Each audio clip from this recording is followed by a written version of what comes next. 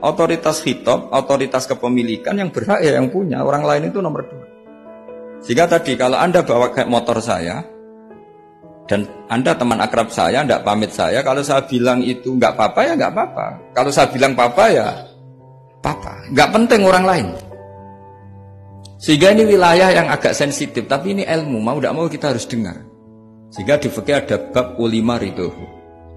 Misalnya ada orang makan gedang goreng di warung terus ditangkap Pak polisi. Wah ini pencurian, mesti bakulnya agak terima. Enggak pencurian, memang tak jual. Nah, yang kasus begini, ini yang kasus. Ini mungkin kasusnya anak-anak yang masih kos atau masih mahasiswa. Warung kantin dijaga ibu-ibu. Ada anak makan lahap, dikira belinya cash. Setelah dimakan ternyata akadnya utang. Nah, itu pertanyaannya itu halal apa enggak? Karena asumsi baiknya monggo-monggo. Karena apa sudah mengkhayal nanti ada sekian uang cash didapatkan. Ternyata nyatet atau hutang.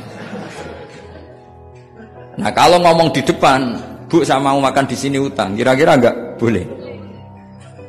Wah, itu ada sekian PR, makanya saya sering muji orang-orang yang enggak alim. Enak-enak orang tuh orang enggak alim karena enggak kesulitan seperti ini. Kita sebagai peneliti fikih itu sering kesulitan. Nah sama Anda misalnya naik Grab atau naik taksi atau apa. Ketika Anda naik itu posisinya gasap apa pinjem. Dikatakan akad sewa belum bayar. Dikatakan pinjem nanti harus bayar.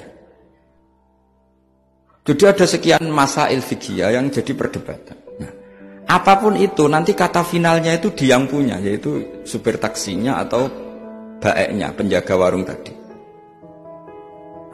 Sehingga hukum itu bagi orang lain sudah tidak sah kecuali bagi yang punya. Nah di sini ini kelihatan benarnya mazhab ahli sunnah wal jamaah. Ahli sunnah mengatakan apapun salahnya seseorang setelah dia beragama Islam itu wilayahnya Allah. Kita tidak bisa berbuat apa-apa.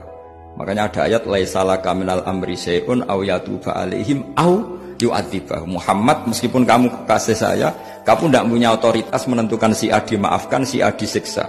Otoritas itu hanya bagi saya kata Allah. Sehingga banyak orang yang Nabi kurang srek karena membunuh pamannya Hamzah malah dikasih tobat sama Allah, namanya Wahsy. Wahsy itu orang yang Nabi gak suka karena pernah membunuh Sayyid Hamzah di perang Uhud. Tapi sama Allah marah dikasih tobat. Sa'labah yang sering ibadah di masjid, sering iktikaf, saking seringnya ibadah itu sampai digelari hamamatul masjid, merpatinya masjid. Tapi na'udzubillah beliau malah berakhir dengan su'ul khatib. Kita tidak pernah tahu. Kenapa begitu? Karena begini, wilayah yang absolut itu hanya milik Allah Subhanahu Wa Taala. Sehingga Nabi kalau ketemu Wahsy ya bilang iman kamu sudah saya terima, Islam kamu sudah saya terima. Tapi saya ini manusia, tolong sembunyikan wajahmu dari saya. Karena kalau saya ingat kamu itu mangkel karena ingat kamu pernah membunuh Hamzah. Tapi saya sebagai Nabi harus menerima iman kamu karena Nabi itu gak boleh dendam. Tapi kalau mangkal-mangkal sedikit kayaknya agak boleh mungkin ya. Mungkin itu ya. Tapi profesional Nabi sebagai manusia enggak berkenan melihat Wahsy, tapi sebagai Nabi legowo terhadap imannya Wahsy. Tapi Allah sendiri yang ngendikan laisa laka minal amri syai'un aw yatuba. Coba orang munafik, kayak apa salahnya orang munafik? Tapi ketika Allah ngendikan tentang orang munafik gimana? Wa yu'adzibal munafiqina in sa'a aw yatuba. Allah bisa saja menyiksa orang munafik insya'a kalau berkehendak ya tuba atau Allah mengasih tobat. Nah karena pendapat ahli sunnah itu lebih valid sesuai ayat-ayat Quran, maka yang diikuti mayoritas di dunia adalah mazhab ahli sunnah wal jamaah.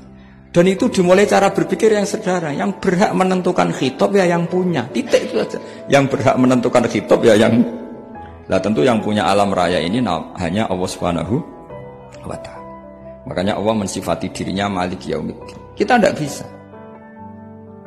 Makanya bahaya ya, pikiran-pikiran kayak Khawarij itu bahaya. Sampai enggak usah tanya saya. Lalu Khawarij kalau di era modern siapa Gus? Anda provokator kalau tanya gitu. Ya itu tidak boleh provokator. Pokoknya pikiran itu salah karena membatasi otoritas Allah Subhanahu wa Ta'ala. Allah itu paling tersinggung kalau sifatnya dipakai, dicatut. Di Sahih Muslim itu ada riwayat, di hadis Muslim termasuk hadis Sahih itu Bukhari dan Muslimin. Pada seorang soleh sujud, pas sujud dia diinjak orang preman, kira-kira seperti itu kalau sampai diinjak. Terus si yang sujud tadi bilang gini, wawahi, ada kata wawahi, wawahi la yaghfiru wahu laka, demi Allah, Allah tidak akan maafkan kamu. Saat itu juga Allah ngasih wahyu kepada Nabi di zaman itu, bilang ke yang sujud, pahala sujud tak cabut, dia tidak punya pahala, dan yang menginjak dosanya tak ampuni. Terus Nabinya tanya, kenapa ya Allah? Saya tersinggung, kata Allah, hanya disetatuskan nggak bisa memaafkan. Padahal wa anal ghafir wa anal akhid bidzunub. Saya adalah zat yang bisa maafkan, bisa nyiksa. Kenapa status saya tinggal satu? Allah kan bisa kan, walillahi mulkus samawati wal ardh yaghfiru liman yasha wa yu'adzibu man yasha. Tapi si yang sujud tadi menstatuskan Allah hanya satu, yaitu yu'adzib, menyik. Lagi-lagi kata kuncinya apa? Beri otoritas itu hanya kepada Allah Subhanahu wa taala karena dia adalah pemilik otoritas sejati. Sehingga zaman Nabi siapa saja itu ya mungkin orang kayak apa dulu Khalid bin Walid. Perang Uhud kalah itu panglimanya orang kafir zaman itu siapa? Khalid bin Walid. Dan dia melakukan pembunuhan masif zaman itu. Tapi dia dikasih tobat. Namanya Khalid bin Walid.